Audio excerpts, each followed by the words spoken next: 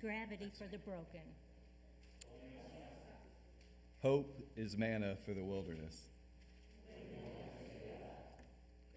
Hope is seeing stars in the city. Hope is the anthem of faith.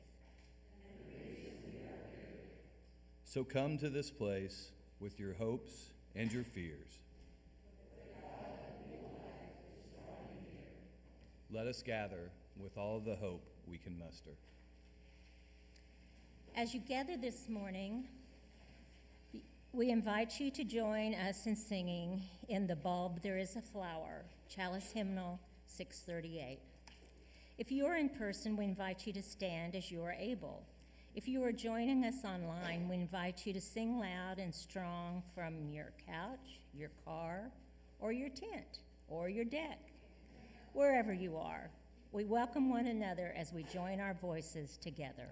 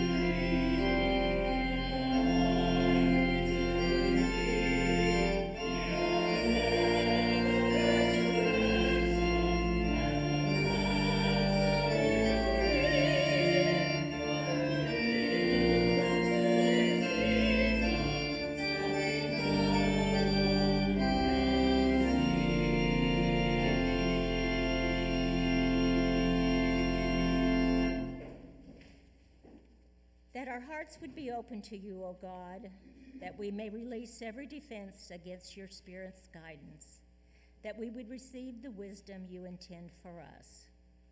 This light centers us. It is the blending of the memory of saints and dear ones. Reminds us that our questions, our creativity, our imaginations will guide us as we strive to live as followers of Jesus.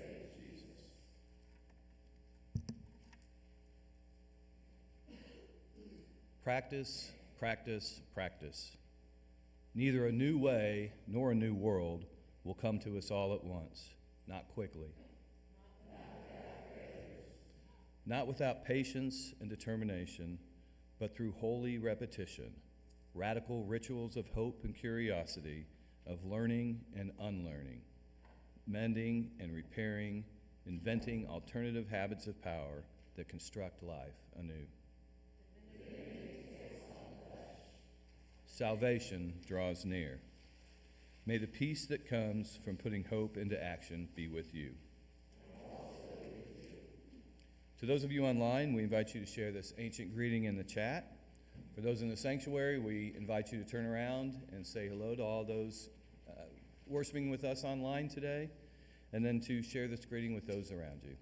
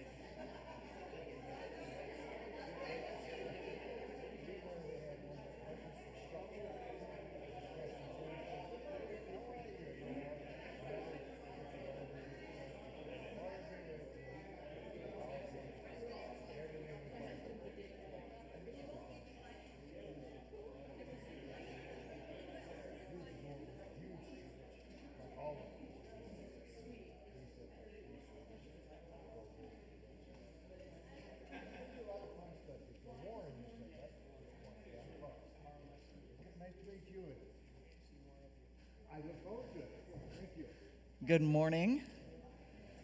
Welcome this morning to National Avenue Christian Church. My name is Ashley Quinn. My pronouns are he, him, his, and I'm the sabbatical pastor for the summer here.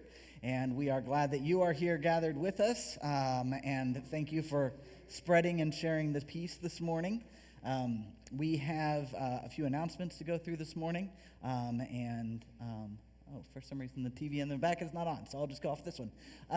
We have an opportunity to check in and let us know that you're here worshiping with us. We have that. You can do the QR code there. There's a link in the comments or in the caption online. And if all else fails, you can write it in paper form on the bulletin and drop that in the offering plate later on this morning. We do have Coffee and Conversation coming up this coming Tuesday at the Dancing Mule. We skipped last week for the 4th, but we will be back at the Dancing Mule at 10:30 this Tuesday. It's just an open, casual time. Drop in, hang out, chat about whatever comes up. It's nothing official, so we will have that opportunity. We have some July birthdays happening this month, there's a lot of them there. I won't read them all, but if it's your birthday, or if it will be later on, happy birthday. And we are glad to be celebrating another trip around the sun. We are still gathering shampoo for our folks at Crosslines. If you would like to bring in any of those kinds of hygiene items and drop those off. If you know anyone who is kind of in the college-ish age range, might be attending college, it's specifically convenient for MSU students, but our friends over at Ecclesia, which is the campus ministry that we are associated with at MSU, has an old frat house that is being repurposed as a multicultural interfaith space, housing space. So they have rooms for rent if you are interested in renting rooms, and then there are additional ways to support them as well. They are looking for donations to help kind of sponsor rooms, to keep those rooms affordable for students or non-students that might live there. And then there's also opportunities to help out with community dinners that they offer there. So it's a more communal space than some housing options are. I'm not sure what we have going on this week with the youth group, but if you are of like a high school youth group age, there is a cooperative youth group that we participate in with other churches. So get with Pastor Jody afterwards if you'd like to know some more information about that. The Tent Theater is putting on the Prom, and it is an LGBT-themed storyline, and a generous anonymous donor here has purchased 20 tickets so that we can all go together, or we can, well, not all of us, there's more than 20 of us in the room, but a group of us could go together and watch that, or if we can't all fit on the same night, we could pick up tickets for another night. So we have an online sign-up that Haley shared earlier in the week that I think is in the avenues. If you are interested in tickets for that, to sign up, please, for that. We have a water play date coming up towards the end of this month on July 23rd.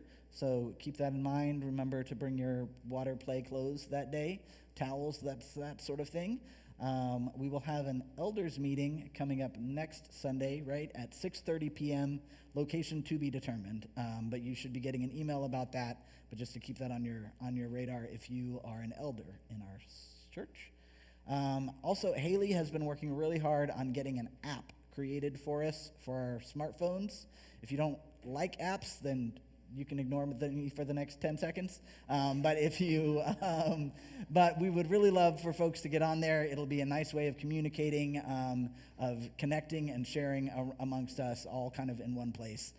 So we will have more information on that coming probably in the next week. You all know we had the art show here in the hallways several weeks ago.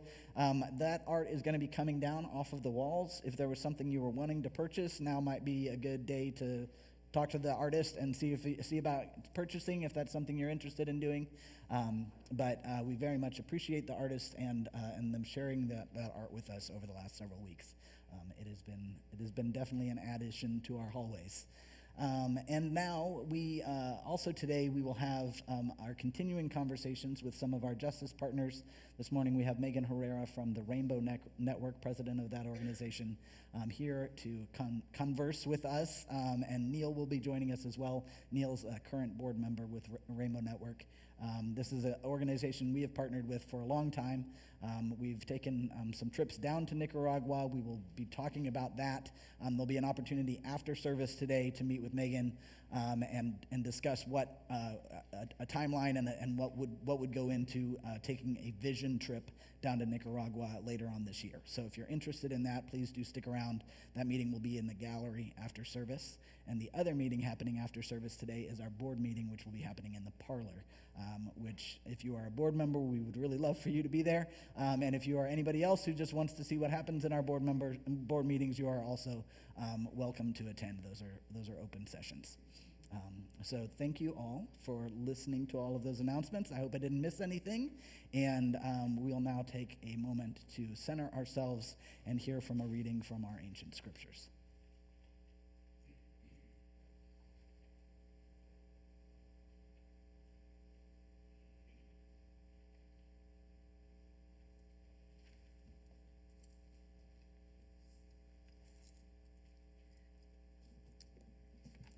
A reading from the prophet Isaiah. Cry for help, and you'll find its grace and more grace. The moment he hears, he'll answer. Just as the Master kept you alive during the hard times, he'll keep your teacher alive and present among you. Your teacher will be right there, local and on the job, urging you on whenever you wander left or right. This is the right road. Walk down this road. You'll scrap your expensive and fashionable God images. You'll throw them in the trash as so much garbage, saying, good riddance. God will provide rain for the seeds you sow. The grain that grows will be abundant. Your cattle will range far and wide. Oblivious to war and earthquake, the oxen and donkeys you use for hauling and plowing will be fed well near running brooks that flow freely from mountains and hills.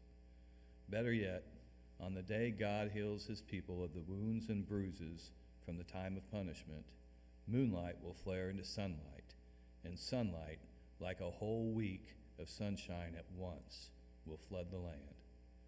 I am about to do a new thing. Now it springs forth. Do you not perceive it? I will make a way in the wilderness and rivers in the desert. A reading to ground us in our tradition and to inspire us to dream. Amen.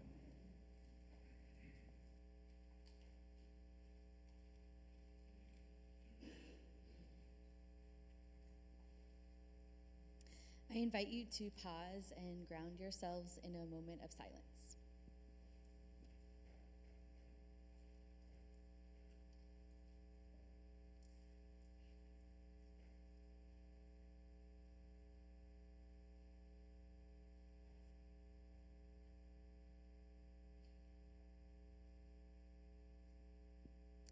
Please pray with me. Creator and celebrator of us all, who dwells within and beyond, sacred is your name. May your holy vision for collective flourishing come to fruition among us. May your dreams of justice, love, compassion, and connection be enfleshed on earth.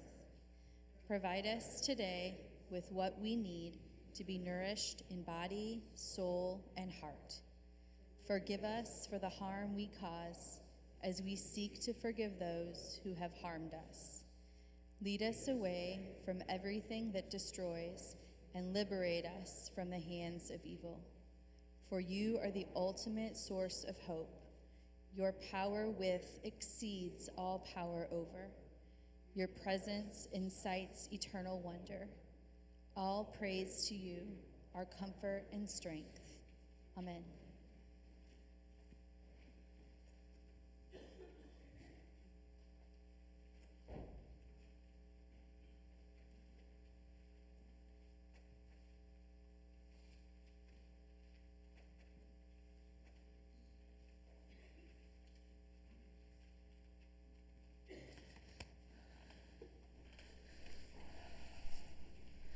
So welcome.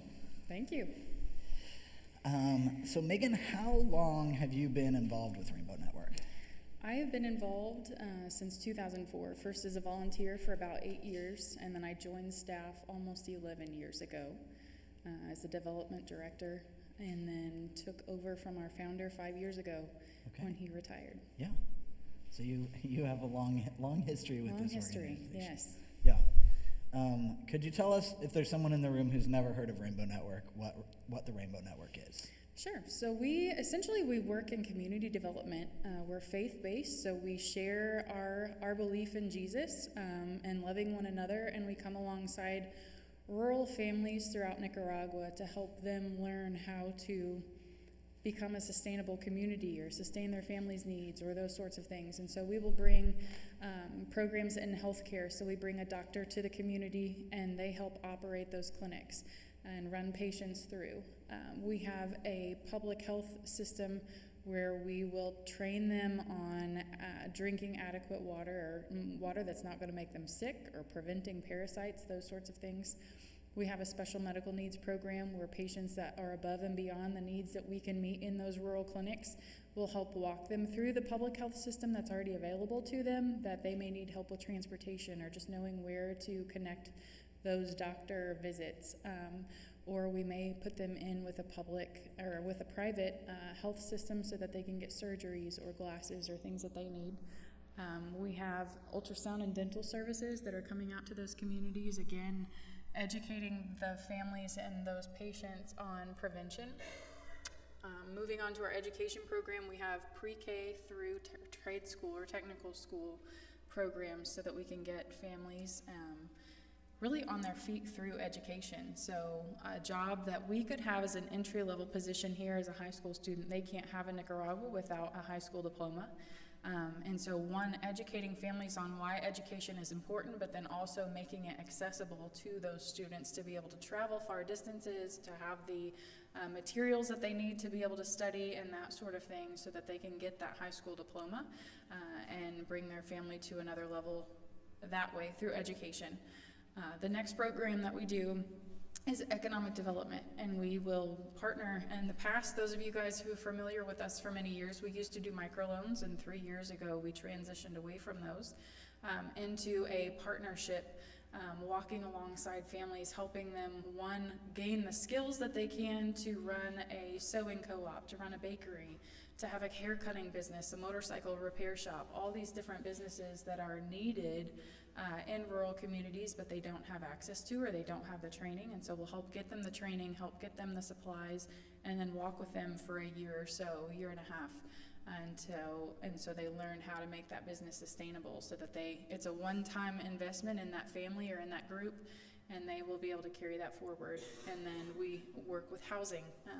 National Avenue played a big piece in that in Jalapedos, of raising funds for housing and for a community center. And so we usually take people from mud and stick homes that is constantly wet, usually muddy, parasites throughout the house, just really terrible conditions, safety issues, all of those things, and help them create a housing project that consists of concrete block homes with a tin roof, doors that lock and secure their things, gives them space for a garden or to raise chickens or pigs or whatever they can in their yards. And then the last component that we have just really brought into our program this year is a spiritual evangelization program. And so we've always been a faith-based organization, and we always walk with them and pray with them and different things like that, but helping families that have never had a Bible now have a Bible, and they're learning to read that and learning to study it together and get involved in their local churches. And so trying to walk alongside them in their faith development as well. And so it's kind of this holistic approach. We have 45 staff in Nicaragua that are all Nicaraguan. They work with local leadership that are nominated by the communities to lead these efforts and to really be the voice of change in the communities. And so it doesn't rely on us being there, but really teaching them to fish, if you will, so that they aren't dependent upon us. The worst thing that we could ever do is be there too long. And so that in a very quick way is who we are. Yeah. You do a lot. Yes. But I think one of the things we valued as a church in getting involved is that leadership that comes from within the communities. I think, correct me if I'm wrong, that like the community that we're talking about getting involved with has asked us to come in, but also and that idea that we're not there for the long, like we're there to support, but not there forever. And so that was one of the other things that has happened recently. I know we mentioned this before, but with the community of Galapagos that we have been participating with for several years, is that they've graduated, correct? Yes. Yeah. So we were working in 177 rural communities. February of this year, we were able to graduate 18 of those communities, or one region of the country that we've been working in since the early 2000s. Galapagos was one of those communities. And so that means that the families were either understood the public health needs in the community and how to drink that water. They had clean water. They were aware of where to go for medical services. Attending school and graduating high school was the norm. The families are secure in their funding to sustain their families through businesses or local farming efforts that they have in that area. And we had gone as far as we could with the education and with the development of houses. And so it got to the point where we had gotten them as far as we could, and the families no longer really needed us. And so they were working on their own and completely independent of Rainbow Network. And so it was something, it's bittersweet, of course, because you develop those relationships with people in these communities, and it's exciting to let them go, but also very, very bittersweet as well. Yeah. Neil, you've been involved with Rainbow Network for a while as well. I have, and I was thinking when Megan said that 2004 was when you first started volunteering. I can't remember exactly, it's pretty bad. I can't remember when our first trip from National Avenue occurred, but it was right around that, 2004. And I've been 3 times, and I frequently tell people that it was a life-changing thing for me. I mean, it's this kind of stupid thing, but I came home from my first trip to Nicaragua, and I sold a pickup truck and a motorcycle because I said, I've got too much stuff. But it really did change the way I look at a lot of things. And I think that this church has been a steady partner, if you will. And I like your description of bittersweet, because I feel that way. We and a number of us who have gone do feel a tie to the community at Galapagos because we worked with them for so long. But the goal wasn't always ever to be like a permanent partner. The goal was to get them to a point where they don't need our assistance any longer. And I'm really excited that that's happened, and I'm also excited that we have this opportunity to do something new, to come alongside another whole group, which is, I mean, personally, it's a little bit daunting. It's whenever you like go into a new school or whatever, you're in a new environment. It's going to take some adjustment and getting used to, but I'm really looking forward to it. But I think you touched on this, but one question that I had was, and I think a lot of people in this congregation are concerned about it. We've read some books on, I think one was called Toxic Charity, but we're concerned about providing the right kind of help. I mean, I think what we're talking about is working in communities that need some assistance. But my question is, how do you envision the way to help without hurting? Mm-hmm. That's a great question. We really see, everything. It's even in our name with network. That's another word for partnership. We really truly believe that everything that we do is very relational. So that's even on the ground with our local staff, having relationships with the community members. That's us having relationships with the community members. And there's so much value that comes from that. So you read in those books, and I will push back on them, that they'll say, don't spend the money on a trip. Just send your money to the organization, which, while we can definitely use the funds, there is such great value in going and seeing it for yourself. You can look at these pictures until you're blue in the face. We have thousands of them. but you don't really grasp the true situation that the families are living in Nicaragua without having been there yourself, looking the people in the eye, walking and ducking through their doorway to stand in their home and smell that smoke, and you know, see and learn about their daily life. And so that relationship piece is so important, but also, you know, funding is part of that. And so making sure that we have the ability to keep our doors open, to keep our staff out there on a regular basis, and to keep our programs operating. It is so important that we, because of that relationship, it's not us going in on our white horse, as they quote in these books, of coming in, we're going to save you, we know how to fix your life, but we're going to come along and live life with you, we're going to encourage you in that, and we're just going to learn about each other, we're going to learn about our faith and strengthen both of those as we walk through this together. And so something that's been really impactful for us and the communities in rural Nicaragua is to think and point out the fact that we both have something to take and we both have something to give. We obviously have resources that they don't have. They have a faith that we don't understand. I've never had to rely on God to know where my next food or my next plate of food is going to come from. And so getting to learn from each other in that aspect, but then also getting to pray for each other and know that we both have, even if we don't have something to give physically or monetarily, we can know that we have each other to pray for. I visited many rural communities that say, nobody knows we're here, we're not on a map anywhere. Nobody's bringing services to this community. Nobody knows that we're here. And getting to say, you know, God brought us here. God brought this organization, He brought this church to this community, and we know you, we see you, we love you, and we want to walk through life with you. And so that is so important and so encouraging, really, to both sides. I think you shared a story at lunch the other day about someone who kind of hadn't been feeling seen, and after he was able to invite somebody into his home and they actually listened and you know, connected with him and met him, that changed his kind of whole demeanor and outlook after that.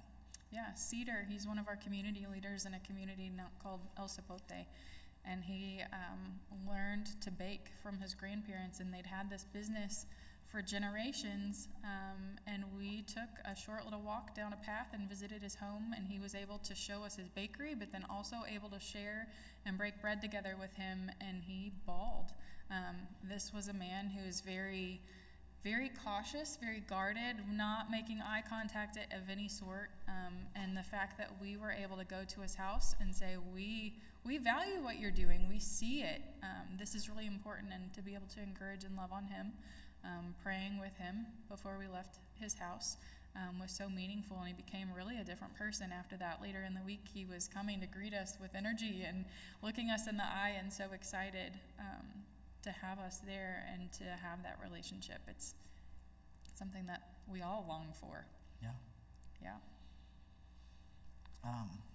Neil, can you share more about the ways in which National Avenue has partnered with Rainbow Network over the years? You mentioned some trips, and that's part of it. And we talked about, we mentioned that there'll be a meeting after church to talk about a trip again. But that's one piece that happens infrequently, sort of in the overall scheme of things.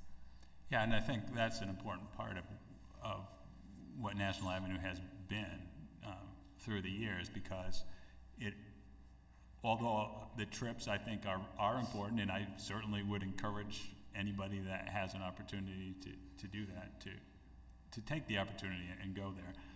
But I know there are a lot of people who can't. And I also know that one of the programs that many members of the church have been involved in is the sponsorship of students. And that's been, I think, really good. But I'd actually invite Megan to speak that a little bit. But I know that a number of people who can't or don't have the opportunity to travel to Nicaragua have been involved in sponsoring individual students that are in Nicaragua, and there's a relationship that develops. I mean, you were telling me a story about, I'm not seeing Benny here this morning, but about Benny Ellis going to the Rainbow Network offices and talking to his sponsoree with the aid of potentially unwilling translator. But it's, it really is amazing the relationships that develop. And I think, back to what Megan was saying about how the ethos of Rainbow Network is not sort of top down, we're telling you what you need and we're going to do it for you.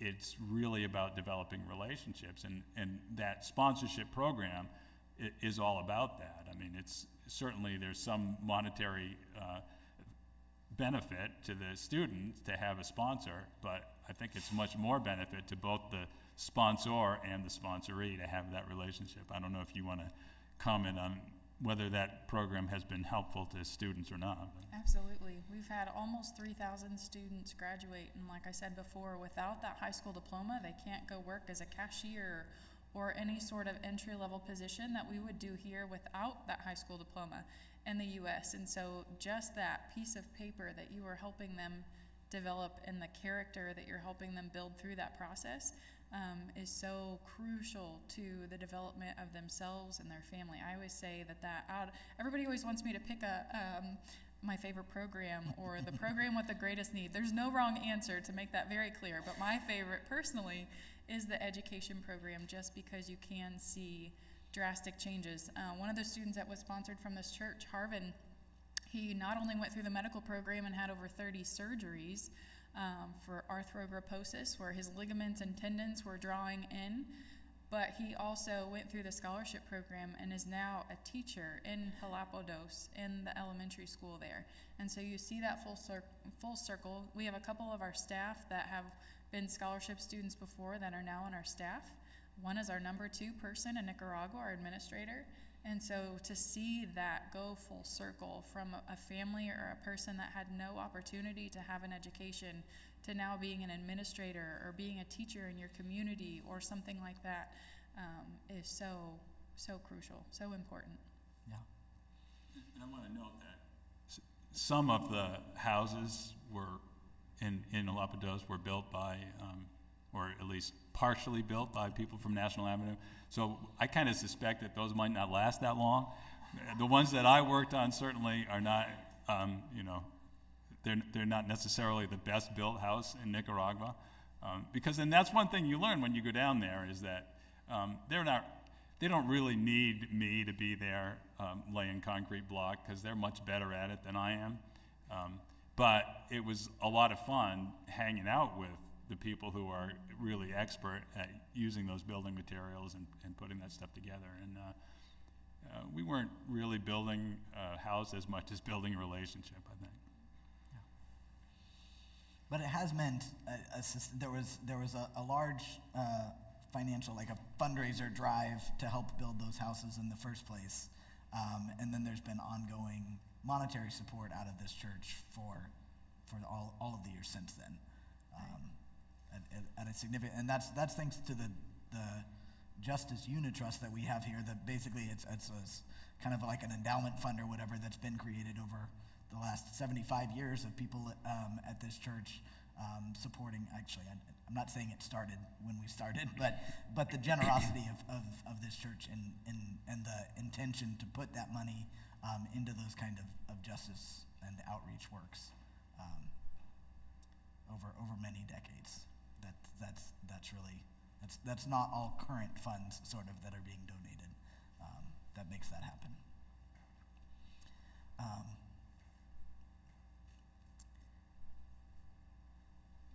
I know that we have. I also want to mention, I think you said that there are individuals within the congregation that sponsor students, and then there's also the kind of overall church support.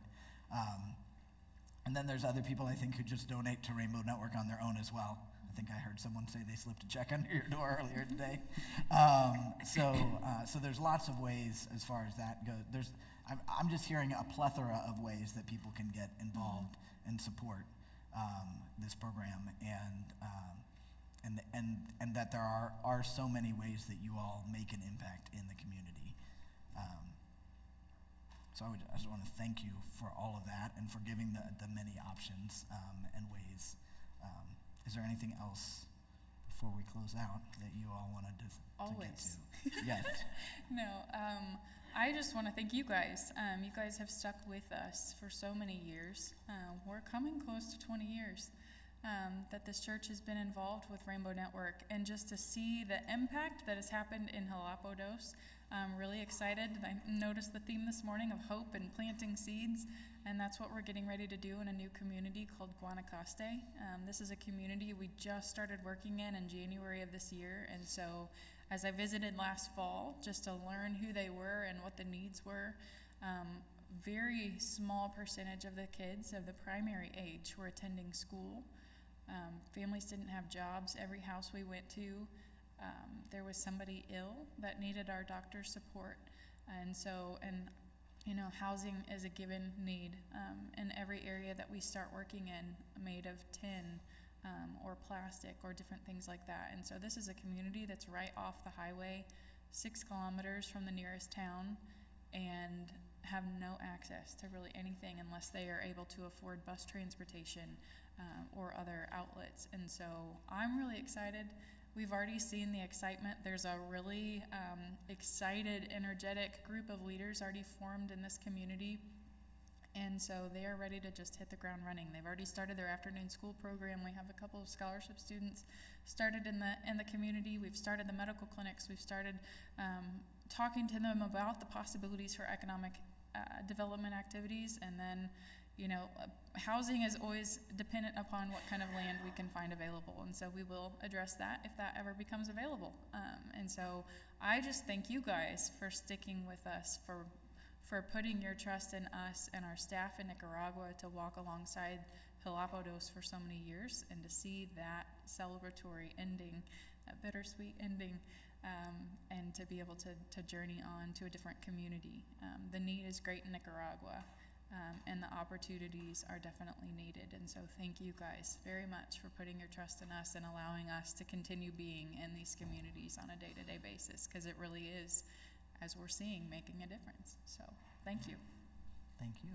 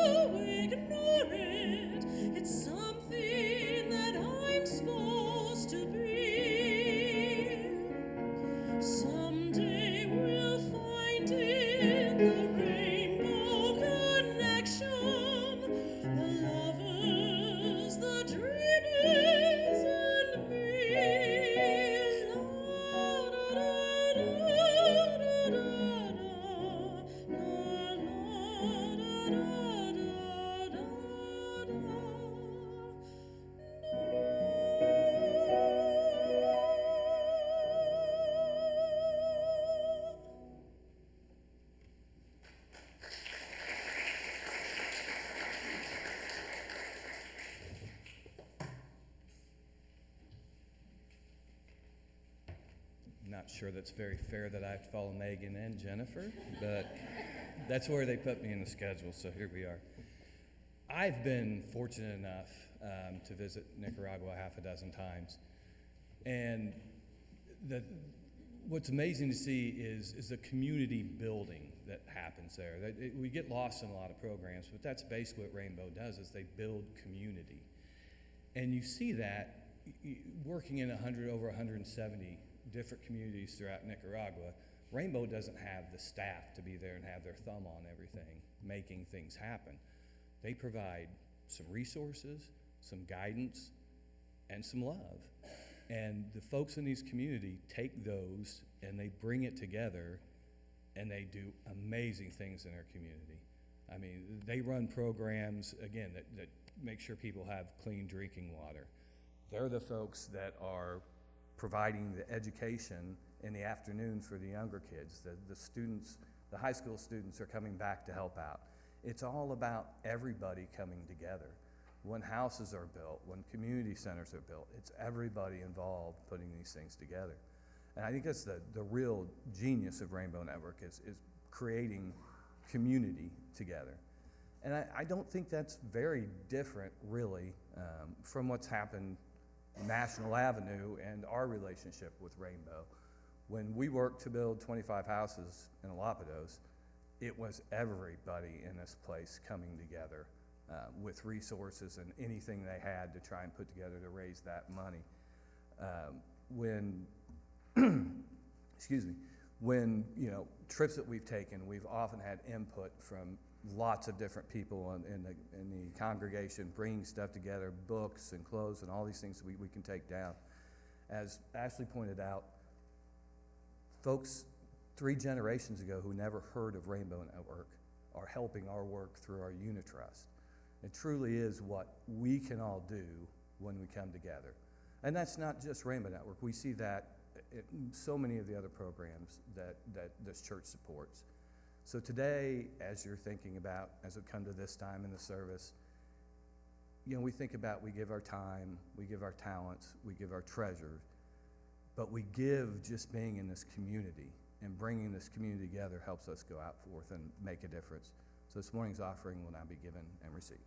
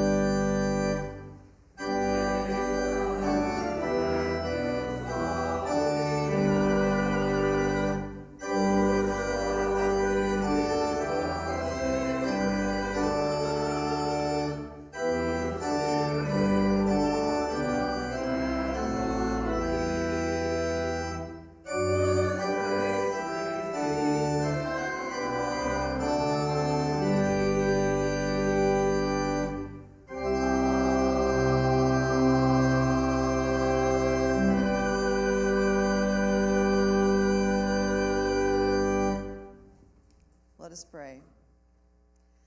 Thank you for the many partners that National Avenue works with to create justice in the world. We are thankful for our partners whose focus on areas of need causes them to be wise in determining the best way to support people. Help us to make direct connections with those in need so we can get a glimpse of understanding of their suffering to cause us to dream big about how we can best support our friends. Amen.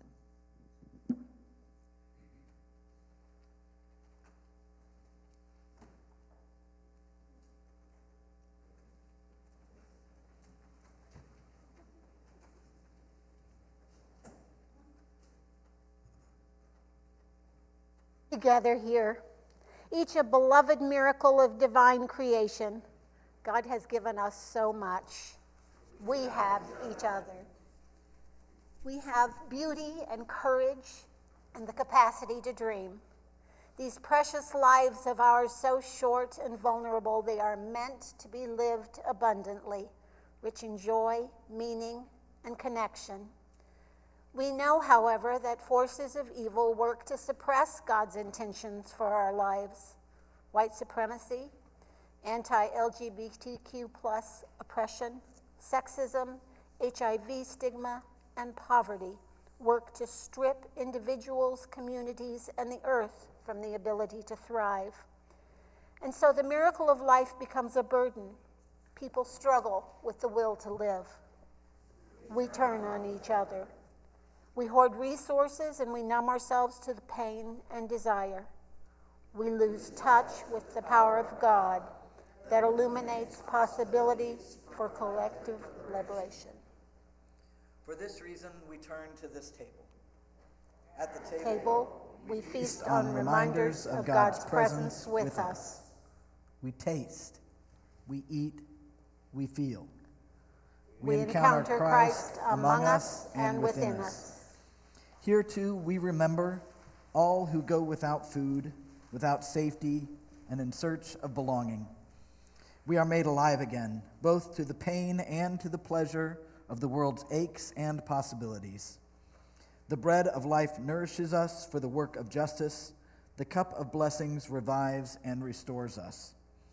We do this in likeness with those who gathered with Jesus on the night of his arrest.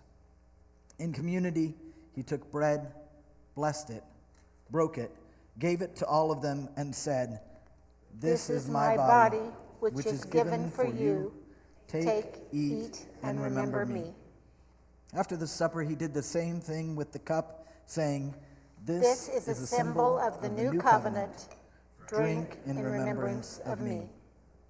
In remembering the life of Jesus, we remember that the suffering of one belongs to all of us, and that our joy, our sorrow, and our hope are entangled together. And so we pray, pour out your Spirit on this bread and this cup, O God. Through these gifts, renew our commitment to love and to one another. Gift us with the taste of your kingdom, that we might work to embody it this day and always. Loving God, we thank you for the opportunity to gather around this table where all are truly welcome. Be with us as we use this symbolic meal as the fuel we need to show love and kindness in our world. Amen.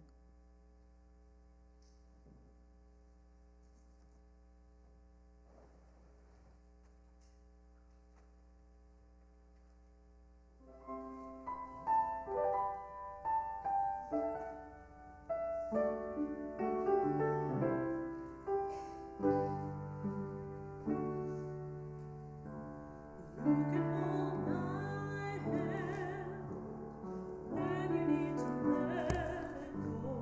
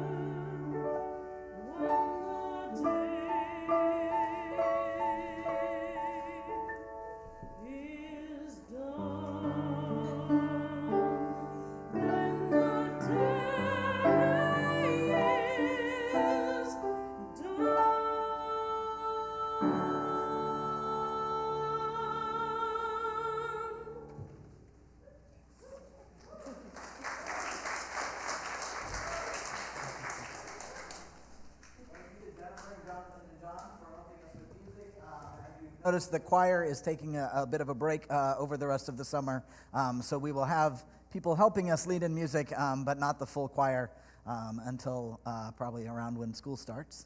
So thank you for that. That means you all have to sing more, just so you know. We also have an opportunity, just to remember, to join with Megan after service in the gallery. I think we'll do it over by the couches in the corner. If you're interested in learning more about the trip to Nicaragua or more about Rainbow Network in general. And then there's also a board meeting happening in the parlor. And then there's coffee, donuts, those kinds of treats in the gallery. Feel free to stick around and mingle and build relationships and networks with one another in this congregation. So our closing song, our sending song for today is Fill the World with Love, number 467 in your chalice hymnals.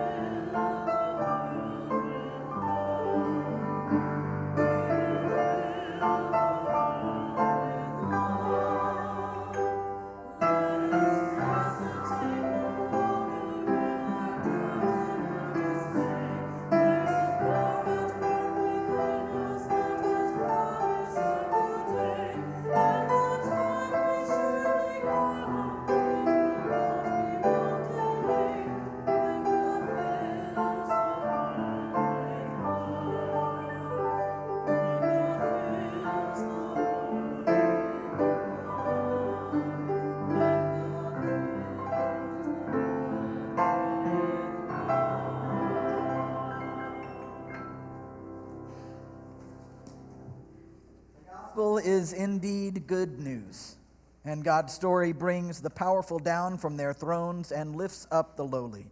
And God's story is our story, and the story is still being written, and we are writing this story together. So come, Spirit, come, convict us with curiosity, convert us from complacency, consecrate us with compassion, conspire with us as we lean into the new life emerging from the destruction around us. May it be so. May we make it so. Amen.